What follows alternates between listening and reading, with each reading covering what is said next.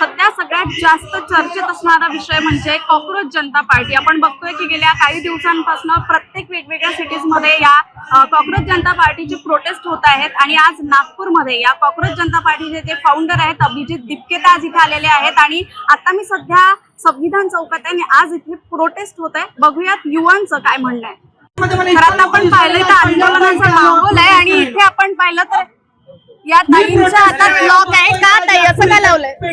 ही जी सरकार बसलेली आहे ही 100 वर्षानंतर आपल्याला ही गुलामी देणार आहे। आमच्या मुलांच्या गळ्यामध्ये ताले चैन ही येणार आहे। तर आज आपल्याला सगळ्यांनी सीजेपी पार्टीने कॉक्रोच जनता पार्टीने जे आंदोलन नीटचे मुलं मरतात आहे पण आमच्या धर्मेंद्र शिक्षक मंत्री धर्मेंद्र प्रधान यांना जाग येत नाही। आमचे पंतप्रधान झोपे गेलेले आहेत। त्यांची सरकार असल्यानंतरही हे एकही आपल्या नेत्याला शिक्षक मंत्र्यांना इस्तीफा मागू शकत नाही। ही निकम्मी सरकार आहे, ही चोर सरकार आहे, ही भ्रष्टाचारी सरकार आहे। अशा सरकारला बदलणे खूप गरजेचं आहे। म्हणा ते लोक तुम्ही कुठे आले? आम्ही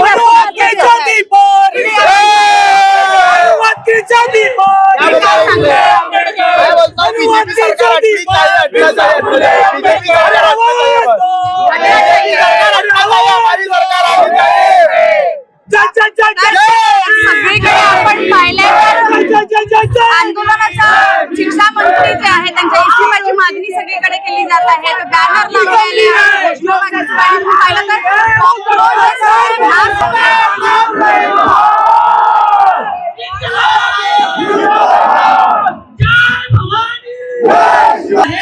या प्रोटेस्ट मध्ये फक्त नागपूरमधूनच नाही तर नागपूरच्या बाहेरूनही काही जनता जे आहेत आलेल्या आहेत। आता माझ्यासोबत ज्या ताई आणि ही मुलगी दिसते अकोल्याहून आल्या आहेत।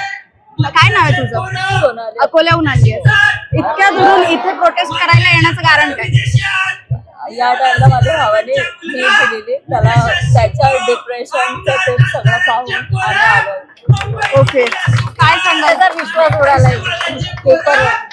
तर हे जे कॉक्रोच जनता पार्टी आहे याच्याकडून काय अपेक्षा होती? अपेक्षा हे आता आंदोलन करून काहीतरी चांगलं झालं पाहिजे। काय राग काय आहे मला? राग काय नेहमी समजा पेपर लीक होता ते चांगलं नाही आहे। तर इतक्या दुरून पाहिलं पण अकोल्याहून ते आले आहेत। नीटचा पेपर मुलांनी दिला आणि डिप्रेशन मध्ये मुलगा गेला। जे काही आता प्रकरण घडत आहे त्यांची बहीण आहे काय राग आहे? आज आहे की त्यांनी 3 वर्ष त्रास म्हणजे थर्ड रिपीट आहे 2024 ला पण तेच झालेलं पेपर लीक झालेला। त्यानंतर 25 ला खूप हार्ड पेपर निघालेला। आता 26 ला परत पेपर लीक तर तो थोडा डिप्रेस्ड आहे या सगळ्याने। डिप्रेस नाही अभ्यास करून राहिला पण तरी मनात हे असतं पेपर देत नाही। ओके, या सगळ्या ज्या घटना घडत आहेत त्याच्यामुळे तर काय अपेक्षा आहे सरकारकडून? काय अपेक्षा आहे? तू इतक्या दुरून अकोल्याहून नागपूरला आली आहे प्रोटेस्ट करायला। कॉक्रोच जनता पार्टीकडून काय वाटते जेव्हा ही पार्टी झाली? जे एज्युकेशन मिनिस्टर आहे त्याने रिझाईन करायला पाहिजे आणि हे जे एज्युकेशन सिस्टम आहे चेंज व्हायला पाहिजे। धन्यवाद। कल्याणी मानकर आणि कुठून आली तू? अमलाबाद नागपूर मध्ये।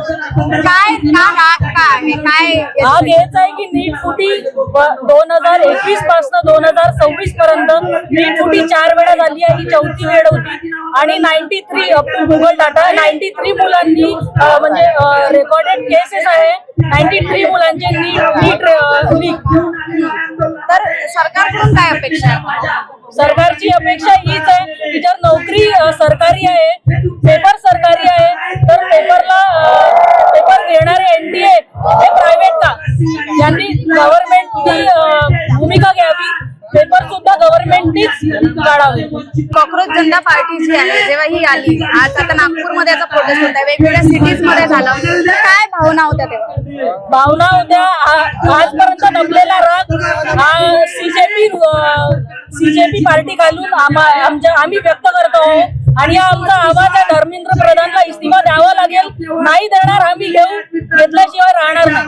तर आपण या युवांचा प्रत्येक युवा जो आहे त्याच्या मनात जो राग आहे तो या काँग्रेस जनता पार्टीच्या प्रोटेस्ट मधून बाहेर निघत आहेत. ताई पण आहेत. आई आहात तुम्ही यांच्या? तुमचा मुलगा घरी आहे, तुम्ही सपोर्ट मध्ये आलाय, तर तुमचं काय म्हणणं आहे? मुली आहे, तुमचं काय म्हणणं आहे? माझं म्हणणं आहे की हे सरकारची अन्याय करते विद्यार्थ्यांवर, कुठेतरी थांबायला पाहिजे. म्हणजे हे सरकार आहे ना स्टुडंट्सच्या वेलफेअर साठी नाही आहे असंच वाटायला लागलाय. नाहीतर मुलांनी एवढं सुसाईड केलं नाही का? बीजेपी जे आहे, काँग्रेस जनता पार्टी जे आहे, आज प्रोटेस्ट नागपूरमध्ये होतोय, वेगवेगळ्या सिटीज मध्ये प्रोटेस्ट झाला, याचा कसा सपोर्ट या मुवमेंट बद्दल तुम्हाला काय वाटतं? हे कसं म्हणजे यंग जनरेशन ची पार्टी आहे आणि त्याच्यामुळे नाही का ते लोक काही नवीन सरकार बदलवू शकतात या आशेने मी म्हणजे इथे सपोर्ट करायला आली. ओके, म्हणजे युवांमध्ये काहीतरी तुम्ही बघताय आणि कुठेतरी काहीतरी बदल सरकारमध्ये बदल होईल असं वाटतं. एक आशा आणि उमेद म्हणून तुम्ही झाल्या. तर आपण बघितलं की युवा, मुलं, त्यांचे आई बाबा, वडील, आपल्याला युवांपासून तर आता मोठ्यांपर्यंत या प्रोटेस्ट मध्ये जे आहे आपल्याला जनता जी आहे तिथे दिसते. काय नाव आहे तुझं? माझं नाव गोविंद पगार. नागपूरचाच आहेस? नाही, अमरावती. अमरावतीहून आला. काय वाटलं की इतक्या दूरून नागपूरमध्ये यायला पाहिजे? नाही, जायला पाहिजे. आणि मी तर आधी त्या दिवशी दिल्लीलाच जाणार होतो, पण माझ्या घरी थोडे प्रॉब्लेम होते, त्या कारणाने मी जाऊ नाही शकलो. पण आज मोकेपी चौका मारला आम्ही आणि प्रत्येकाने हा मोकेपी चौका मारायला हवा होता आणि तो मारला सुद्धा. काय इतका राग? तर हा जो आहे मॅडम की तुम्ही एक गोष्ट लक्षात ठेवा की हे जी नागपूर भूमी आहे, या नागपूर भूमीमध्ये गेल्या वर्षभरापूर्वी हिंदू मुस्लिमांची दंगल घडली होती. आणि मी मेकॅनिकल इंजिनियर आहे आणि मेकॅनिकल इंजिनियर असून सुद्धा प्रत्येकाने आवाज उठवला पाहिजे. इंजिनियर पोरं 3 इंजिनियर दंगलीमध्ये सापडले होते, त्यांना सोडवण्यासाठी कुठला नेता आला नाही. आणि आता तीच पोरं जी आवाज उठवत आहे, त्यांनी आवाज उठवला म्हणून त्यांना कॉक्रोच म्हणण्यात येते. म्हणून मला असं वाटतं की आमची माती का फक्त दंगलीमध्ये जाण्यासाठीच आहे का? आमच्या हातामध्ये तुम्ही तलवारा देता, आम्ही हातामध्ये पुस्तक केव्हा घ्यायचं? आमच्या हातामध्ये रोजगार केव्हा येईल? म्हणजे रोजगार मेळावे गुजरातमध्ये घेतल्या जाते, म्हणजे रोजगार मेळावे महाराष्ट्रात घेतल्या जाते आणि रोजगार गुजरातले पळवल्या जातात. म्हणजे ही सगळ्यात मोठी शोकांतिका आहे. इथले फॉक्सकॉन नावाचा प्रकल्प तिकडे पळवला आहे ना. म्हणून मला असं वाटतं की प्रत्येकाने तरुणाने या ठिकाणी सामील झालं पाहिजे. आपण दंगलीमध्ये जाता कामा नये, पण विचाराची लढाई लढणं ही काळाची गरज आहे. बरं, प्रोटेस्ट झालं, वेगवेगळ्या सिटीज मध्ये प्रोटेस्ट होतोय. सीजीपीचा आज नागपूरमध्ये झालं, हजारोंच्या संख्येने जे आहे विद्यार्थी इथे आले. पण समाधान काय समाधान वाटतंय?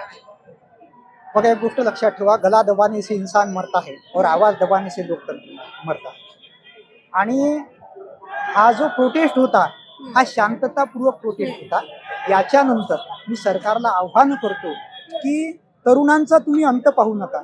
जेव्हा आमच्या अभिजित दिपके साहेबांनी आवाज उठवला, त्यांनी शिक्षण मंत्र्याचा राजीनामा मागितला, तर अचानक शिक्षण मंत्र्याच्या ऑफिसला आग लागते.